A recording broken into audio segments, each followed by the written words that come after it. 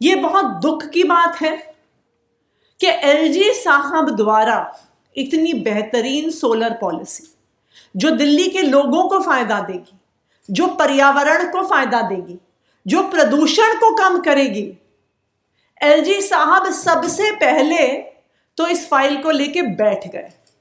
उन्होंने कई दिन तक इस फाइल को वापस ही नहीं भेजा।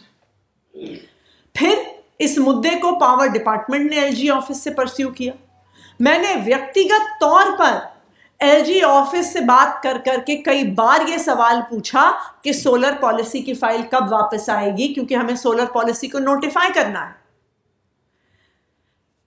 हमारे इतने परस्यू करने के बाद जब एलजी साहब इस फाइल को और रोक नहीं पाए तो उन्होंने ऊल जलूल सवाल लगाकर इस फाइल को वापस भेज दिया।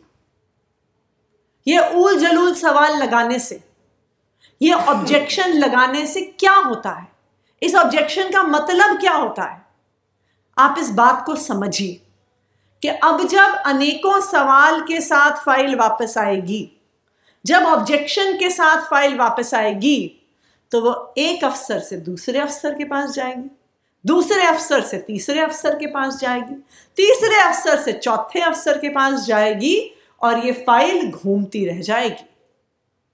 ये ऑब्जेक्शन लगाने का सिर्फ एक ही ध्येय है कि इस पॉलिसी को रोका जाए और अगले महीने आने वाली आचार संहिता से पहले इस पॉलिसी को नोटिफाई नहीं होने दिया जाए, इस पॉलिसी को इंप्लीमेंट नहीं होने दिया जाए। क्यों? क्योंकि अगर ये सोलर पॉलिसी नोटिफाई हो जाती है और अगर ये सोलर पॉलिसी इंप्लीमेंट हो जाती है तो दिल्ली वालों को इससे फायदा होगा। दिल्ली वाले अरविंद केजरीवाल की सरकार से खुश होंगे, उनके पॉलिसीज से खुश होंगे, उनको वोट डालेंगे।